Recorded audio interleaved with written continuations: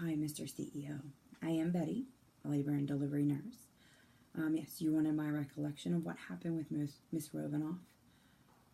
Yes, I do understand that you will be recording what I say. My account of what happened the day of Mrs. Rovanoff's incident. I did receive a short report on the patient. It was about 8:50. The information I received was that Miss Rovanoff was either 39 or 42 weeks pregnant, that she did have a bloody show, her cervix was closed, and there were some decels on the monitor. It was super busy on the floor that day. That pretty much was all in my reports. Oh yes, there was a possibility of decreased fetal movement that the patient claimed over the last few days. I did go in and I assessed her for contractions. She was moving all over the place, which is normal in my eyes. I see that every day.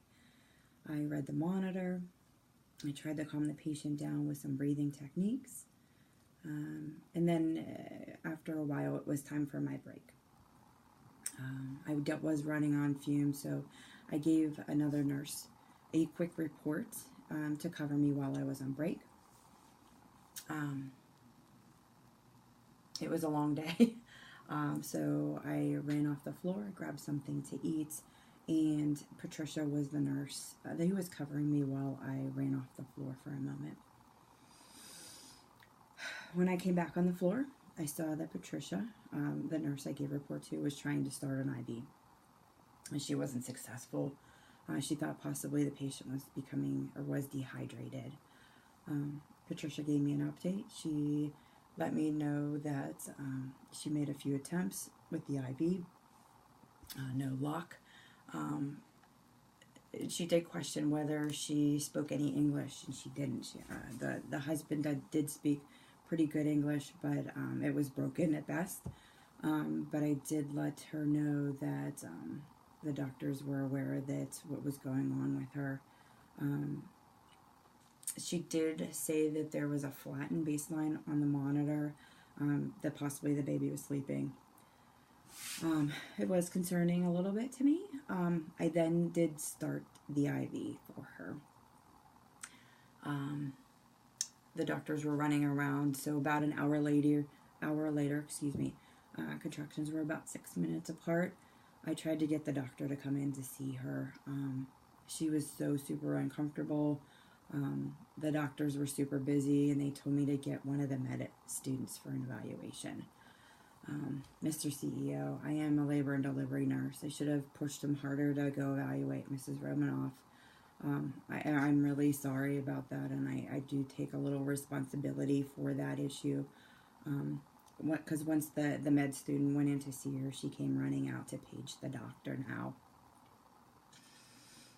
We then prepared Mrs. Romanoff and took her off for an emergency section.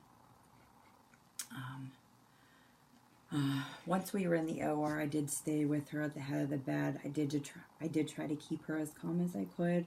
I know she was scared. I know she didn't speak much English, but I felt that if there was a friendly face near her, that hopefully that would help her stay as calm as she could at that point.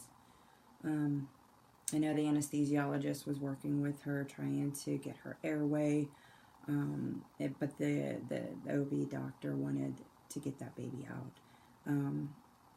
The anesthesiologist told them that he was trying to intubate. He said that I think she was a difficult airway, and the baby needed to come out. He was showing signs of distress. So the surgeon started the incision at 12:30, I believe, 12:25. The airway still wasn't established, but as that was going on, she did start to crash. The anesthesiologist called for a code team. I made sure the code team was called. Everything was happening so fast, so I tried to keep calm and stay straight with everything that was going on. I did notice the pediatric team was there in the room, and I did hear someone say that she needed an emergent crate. At that point, there was still no code team in the OR. The baby was delivered. It was a little boy, and he was in need of some help. I did go and help. Dr. Jefferson assists with the with the baby to try to help him revive a little. And we did resuscitate him successfully. The pediatric doctor ordered vitamin K, and she told me she was in a terrible rush. There was another issue going on that she had to get to right away. I picked up the bottle. I drew up the medication. I administered it.